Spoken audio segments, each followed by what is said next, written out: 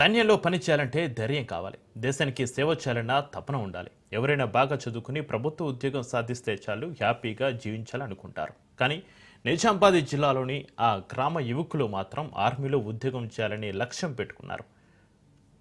నరనరాన దేశభక్తిని నింపుకున్న యువకులు తరతరాలుగా ఆర్మీలో సేవలు అందిస్తున్నారు. ఏటా కనీసం 10 మంది బార్డర్కు వెళ్తున్నారంటే వాళ్ళ కమిట్మెంట్ ఏ రేంజ్లో ఉంటుందో అర్థమవుతుంది.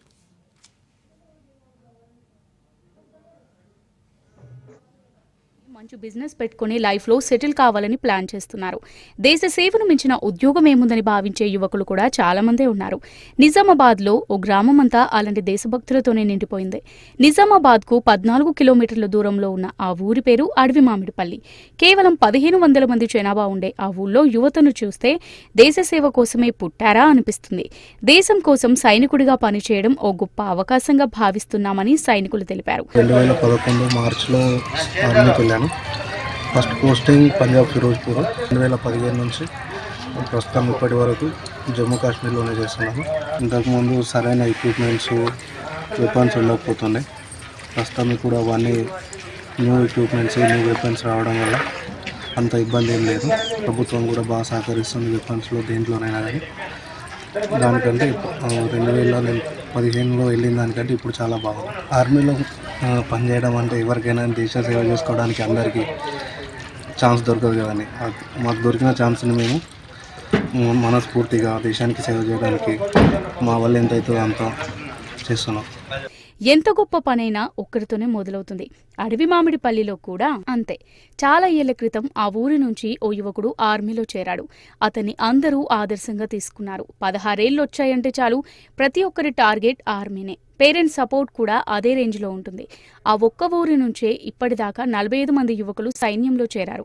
అయితే తమ వాళ్ళు కళ్ళ ముందున్నా లేరన్న బాధ ఉన్నా దేశ సేవ కంటే గొప్ప అదృష్టం ఏముంటుందంటూ తల్లిదండ్రులు భార్య బిడ్డలు గర్వంగా చెప్పుకుంటున్నారు. నాకు ఒక్కడే కొడుకు అయినా కానీ దేశాని కోసం, దేశ రక్షణ కోసము, ప్రజల రక్షణ కోసము నా కొడుకు ఒక్కడైనా సరే మేము ఆర్మీకి పంపడం జరిగింది. ఆర్మీ అంటే నా కొడుకు చిన్నప్పటి నుంచి మన కోరిక. వాళ్ళ అక్క రాధికకు కూడా బాగా, తమ్మ నువ్వు కనీసం నువ్వు ఆర్మీ జాబ్ అన్న కొట్టరా, ఏ జాబ్ కొట్టకుండా నేను ఇచ్చేసగా నువ్వు ఆర్మీ జాబ్ కొడితేనే నాకు మనసు అంత ఉంటుందిరా నాన్న, నువ్వు ఖచ్చితంగా ఆర్మీ జాబ్ కొట్టవలసింది, ఎన్ని కష్టాలైనా దేశ సేవ చేయవలసింది. అదే నేను మొగోడిని అయితే నేను కూడా చేస్తుంటిరా, అయినా కూడా ఇప్పుడు నాకు ఛాన్స్ ఉంటే నేను చేస్తుంటిరా నాన్న అని వాళ్ళ అక్క పెద్దక్క కూడా వాళ్ళ రాధిక కూడా అంటుండే. ఆ కోరిక మేరకు ఆడు నెరవేర్చిండు. మా ఆశయాలు కూడా అడియాశలు చేయకుండా అందరినీ సక్రమంగా కుటుంబంను అందరినీ మంచిగానే చూసుకుంటాడు. దేశ సేవ కూడా చేయాలా, ప్రజాసేవ కూడా చేయాలా, కన్న తల్లిదండ్రుల ఆశలు కూడా నెరవేర్చాలని చెప్పేసి పంపడం జరిగింది. ఇప్పటికే ఆర్మీలో పనిచేస్తున్న యువకులు తమ గ్రామంలో యువకులకు సపోర్ట్గా ఉంటారు. ఫిజికల్ ఎక్సర్సైజ్ నుంచి రిటర్న్ టెస్ట్ల దాకా ఎలా ప్రిపేర్ అవ్వాలో నేర్పిస్తుంటారు. దాంతో ఎప్పుడు ఆర్మీ రిక్రూట్మెంట్ జరిగినా అడవి మామిడిపల్లి యువకులు సెలెక్ట్ అవ్వాల్సిందే. ఇదంతా తమ సీనియర్లు, పేరెంట్స్ సపోర్ట్ వల్లే సాధ్యమవుతుందంటున్నారు. నేను మామిడిపల్లి గ్రామం నుంచి, మన మాక్లూరు మండల్, నిజామాబాద్ డిస్టిక్ నుంచి నేను సెలెక్ట్ అయ్యి ఆర్మీలో దాదాపు 8 సంవత్సరాలు అయిపోతుంది. నేను 2016లో జాయిన్ అయినాను. నా ఫస్ట్ పోస్టింగ్ వచ్చేసి యూపీలో ఉండే. దాని తర్వాత 3 ఇయర్స్ తర్వాత జమ్మూ అండ్ కాశ్మీర్లోకి వెళ్ళాను. ఇప్పుడు ప్రజెంట్ పోస్టింగ్ వచ్చేసి సిక్కిం, చైనా బార్డర్ దగ్గర.